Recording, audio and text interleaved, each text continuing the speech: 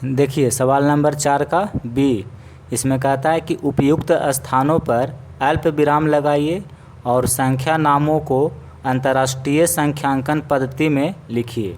ठीक है, किसी भी संख्या में अल्प विराम का प्रयोग कैसे किया जाता है उसके बारे में हम जब इस प्रश्न को सॉल्व कर रहे थे तो इसमें बता चुके हैं। सवाल नंबर 4 का ए, जब इसको सॉल्व कर रहे थे तो इसमें हम आपको बताए थे कि अल्प विराम का जो प्रयोग है वो कैसे किया जाता है।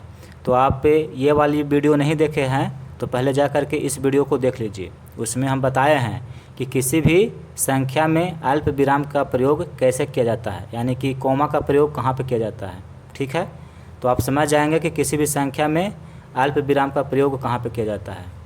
फिर देखिए अंतर्राष्ट्रीय संख्यांकन पद्धति ये क्या होता है, इसके बारे में भी हम आपको पढ़ा चुके हैं। इसका भी वीडियो आपको चैनल के प्लेलिस्ट में मिल जाएगा। ठीक है, तो जा कर के पहले आप उन दोनों वीडियो को देख लीजिए, उसके बाद इस सवाल को सॉल्व करिएगा।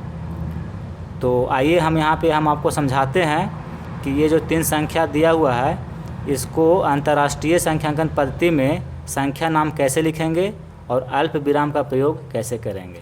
ठीक है, देखिए सवाल नंबर 4 का बी का पहला, ये संख्या आपको दिया हुआ है और कह रहा है कि इसमें अल्प विराम का प्रयोग करिए और अंतर्राष्ट्रीय संख्यांकन पद्धति के अनुसार। तो हम आपको बताए हैं कि किसी भी संख्या में अल्प विराम का प्रयोग करना है अगर अंतर्राष्ट्रीय संख्यांकन पद्धति के अनुसार तो कैसे किया जाता है। देखिए यहाँ पे हम आपको सिखा रहे हैं। पहला जो अल्प विराम का प्रयोग होगा वो 3 अंक के बाद होगा। किसी भी संख्या में आप इधर से पढ़ना शुरू करेंगे। ठीक है, और 3 अंक गिनिए, 1 2 3, 3 अंक के बाद यहाँ पे कॉमा लगा दीजिए। फिर अगला कॉमा 3 अंक के बाद 1 2 3 यहाँ पे। ये अंतर्राष्ट्रीय संख्यांकन पद्धति के अनुसार अल्प विराम का प्रयोग यहाँ पे हम किए हैं, इसलिए इसमें भी हम प्रयोग करते हैं। तो ये अंतर्राष्ट्रीय संख्यांकन पद्धति के अनुसार अल्प विराम का प्रयोग करना है तो प्रत्येक 3 अंक के बाद इधर से। ठीक है, तो 1 2 3, 3 अंक के बाद यहाँ पे अल्प विराम लगाएंगे। फिर 1 2 3 यहाँ पे अल्प विराम लगाएंगे। तो इस तरह से कॉमा का प्रयोग करेंगे।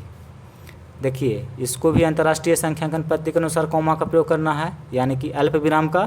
तो पहला अल्प विराम 3 अंक के बाद लगेगा, 1 2 3 यहाँ पे लग जाएगा। फिर 1 2 3 यहाँ पे लग जाएगा। फिर देखिए 2 अंक है तो यहाँ पे नहीं लगेगा क्योंकि 1 अंक और रहता तब लगता। ठीक है, तो प्रत्येक 3 अंक के बाद देखिए अल्प विराम का हम प्रयोग किए। तो इस तरह से आपको अल्प विराम लगाना है संख्या में। अब इसका क्या नाम है ये भी लिखना है। तो इस संख्या को हम कैसे पढ़ेंगे, अंतर्राष्ट्रीय संख्यांकन पद्धति के अनुसार पढ़ेंगे। तो पढ़िए, इकाई, दहाई, सैकड़ा, हज़ार, 10,000, 100,000, मिलियन, 10 मिलियन। तो ये लिखा हुआ है 10 मिलियन, 10। ठीक है, 10 मिलियन।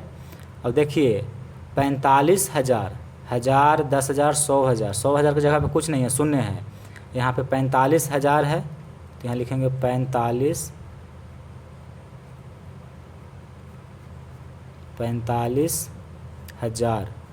सैकड़ा का स्थान पे 6 है यानी कि 600। और फिर देखिए 78 है तो इसको लिख देंगे 78।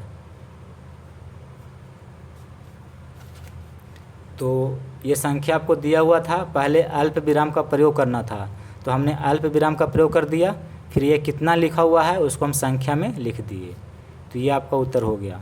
उसी तरह से इसको सॉल्व करेंगे। सवाल नंबर 2 को अल्प विराम का प्रयोग तो हम कर दिए हैं, बस इसका संख्या में क्या लिखा हुआ है ये नाम लिखना है। इकाई, दहाई, सैकड़ा, 1000, 10,000, 100,000, उसके बाद मिलियन। तो देखिए मिलियन के जगह पे 4 है, इसका मतलब है कि 4 मिलियन, 4 मिलियन। ठीक है, फिर देखिए 1000 के स्थान पे कितना लिखा हुआ है, 701, यानी कि ये लिखा हुआ है 701,000। ठीक है, 700, 1000 और सैकड़ा के स्थान पे कुछ नहीं है, दहाई के स्थान पे कुछ नहीं है, इकाई के स्थान पे 1 है, तो यहाँ पे 1 लिख देंगे, क्योंकि सैकड़ा और स्थान के स्थान पे 0 है, 0 है। तो ये लिखा हुआ है अंतर्राष्ट्रीय संख्यांकन पद्धति के अनुसार 4,701,001।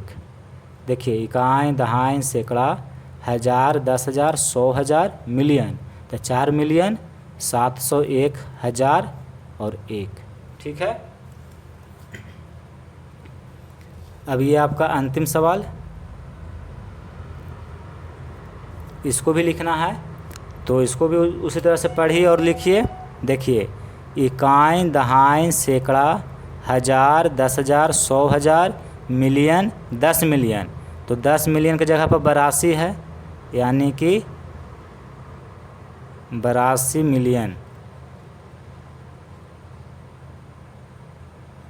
ठीक है। फिर देखिए हज़ार के स्थान पर कितना है, 410 है।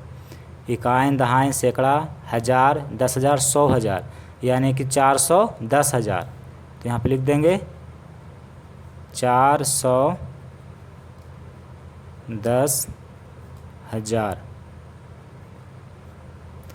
अब देखिए यहाँ पे इकाई, दहाई, सैकड़ा, सैकड़ा के स्थान पे 1 है, यानी कि 112 है, तो यहाँ पे लिख देंगे 12।